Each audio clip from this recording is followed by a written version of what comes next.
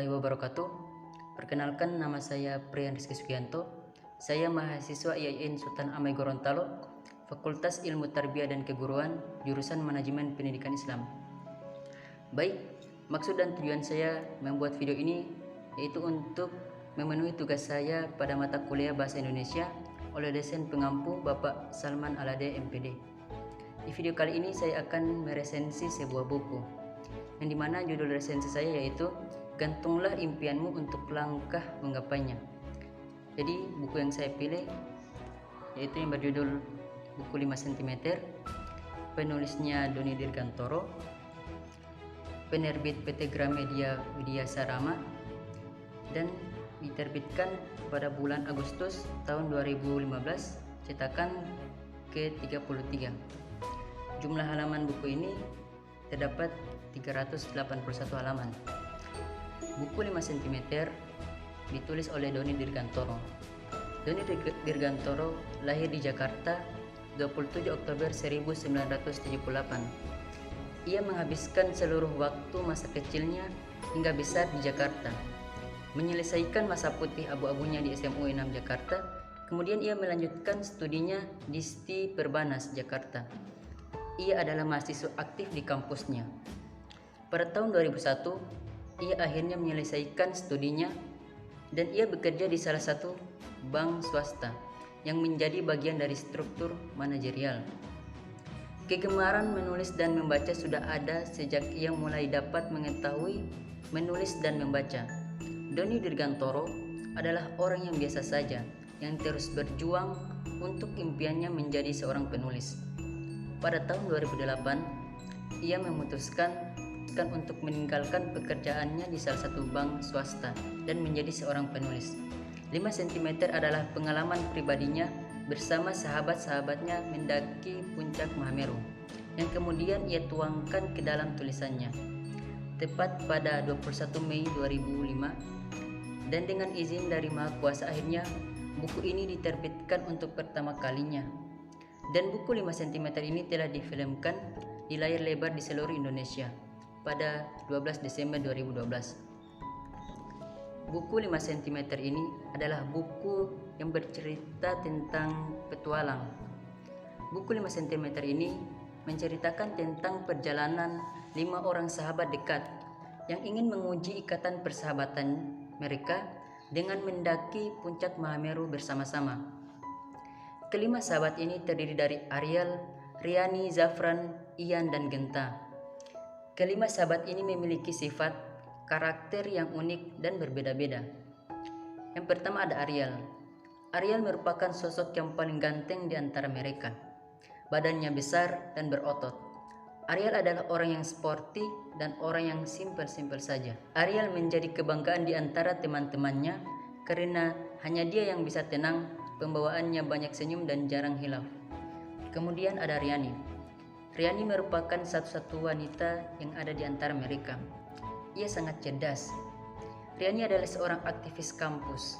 Siapa saja dan apa saja bisa didebatnya, karena dia banyak membaca dan banyak belajar, sehingga wawasan yang dia miliki sangatlah luas. Kemudian ada Zafran. Zafran merupakan seorang yang sangat suka membuat syair yang selalu bimbang. Zafran adalah orang yang akan bilang apa saja yang dia mau, alias frontal. Zafran tipikal orang yang kocak bila bertemu dengan Riani. Zafran memiliki postur tubuh yang kurus dengan potongan rambut yang gondrong samping dan depan saja. Kemudian ada Ian. Ian merupakan seorang yang mempunyai postur badan yang gendut dan kepala yang botak. Ian salah satu penganut sekte 442 yang sangat fanatik. Apa saja tentang bola dia tahu, dan kebanyakan waktunya dihabiskan untuk bola. Tapi anehnya, dia tidak pernah diajak main bola karena memang dia tidak sama sekali mengetahui bagaimana cara bermain bola. Yang juga penggemar Happy Salma. Dan yang terakhir ada Genta. Genta merupakan seorang yang selalu dianggap sebagai seorang pemimpin oleh sahabatnya. Genta bisa dibilang adalah orang yang mementingkan orang lain daripada dirinya sendiri. Genta hampir sama dengan Riani, adalah seorang aktivis kampus dengan badan yang agak besar dan rambut yang agak lurus berjambul.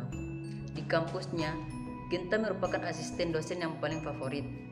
Tidak ada yang mengetahui kalau Genta adalah fans fanatik berat Riani.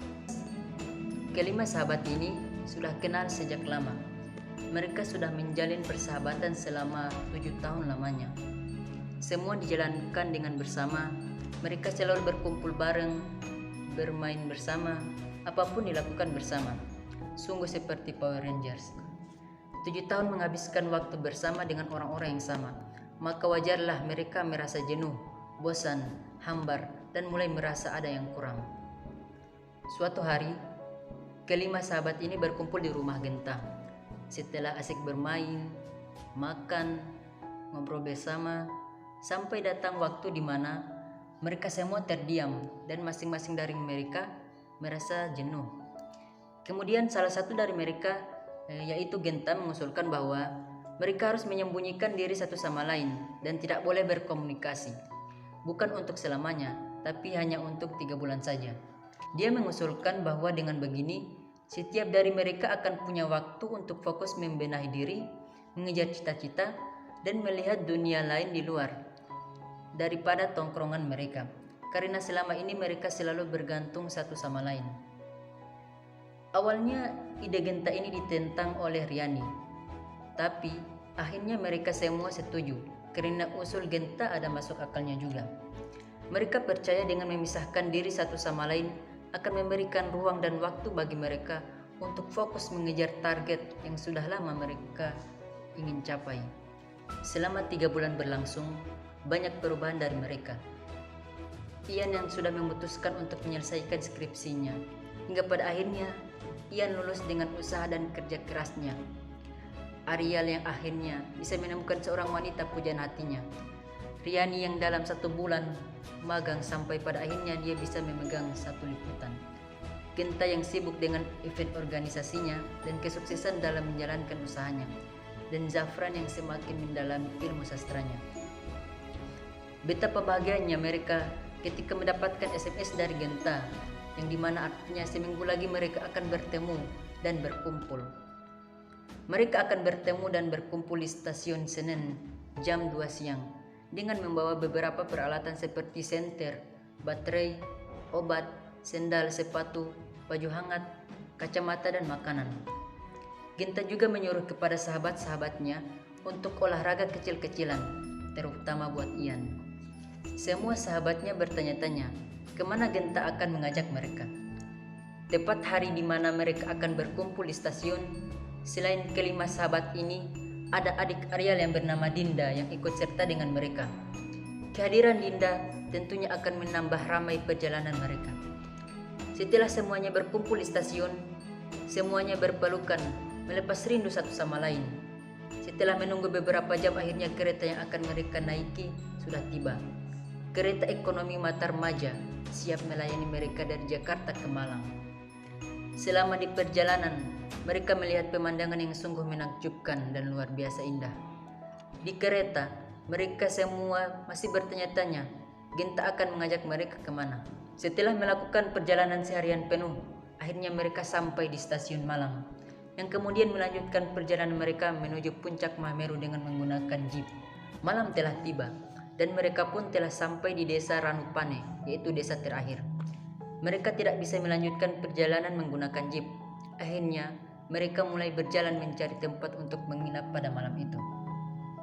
Pada pukul 5 pagi, mereka siap berangkat untuk mendaki melanjutkan perjalanan mereka menuju puncak Mahameru. Membutuhkan waktu yang lumayan lama untuk sampai di puncak Mahameru. Berjalan, kemudian berhenti untuk beristirahat adalah kunci utama kesuksesan para pendaki agar sampai pada puncak Mahameru. Berbagai macam rintangan mereka hadapi untuk dapat mencapai puncak Mahameru. Dengan semangat dan tekad, akhirnya mereka tiba di puncak Mahameru. Betapa indahnya pemandangan di atas puncak tertinggi dari Pulau Jawa. Bentangan awan di bawah mereka seakan menunduk ikut menyembah Mahameru. Mata mereka enggan terpejam menikmati pemandangan yang begitu indah. Selanjutnya mereka melanjutkan misinya, yaitu mengibarkan bendera merah putih. Seluruh pendaki serentak memberi kehormatan dalam keheningan, dan Indonesia Raya pun berkumandang di puncak Mahameru.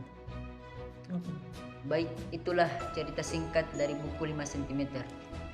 Kemudian ada kelebihan dan kekurangan dari buku 5 cm ini. Kelebihan dari buku ini memiliki cerita yang sangat menarik, penuh dengan semangat, kebersamaan, dan petualangan. Penulis menggunakan bahasa yang mudah dipahami. Pesan moral yang disampaikan juga sangat baik, sehingga memotivasi pembaca agar bisa mengejar impian mereka. Buku ini memiliki kekurangan yang terletak pada alur cerita dan konflik yang begitu sederhana. Alur cerita yang mudah ditebak kemana arahnya. Selain itu, konflik dalam cerita ini terlalu sederhana, sehingga cerita dalam novel ini terkesan biasa saja. Buku 5 cm ini sangat saya rekomendasikan untuk berbagai kalangan usia, khususnya bagi kalangan remaja yang mempunyai hobi mendaki gunung untuk mengeksplor keindahan alam. Buku ini mengajarkan kita apa arti persahabatan dan memotivasi kita. Jika kita memiliki tujuan, impian maupun cita-cita, maka kita harus yakin dan percaya, serta berjuang untuk mewujudkan impian kita menjadi sebuah kenyataan. Baik, itulah hasil resensi dari buku 5 cm. Lebih dan kurangnya saya mohon maaf. Wabillahi taufiq wal hidayah. Wassalamualaikum warahmatullahi wabarakatuh.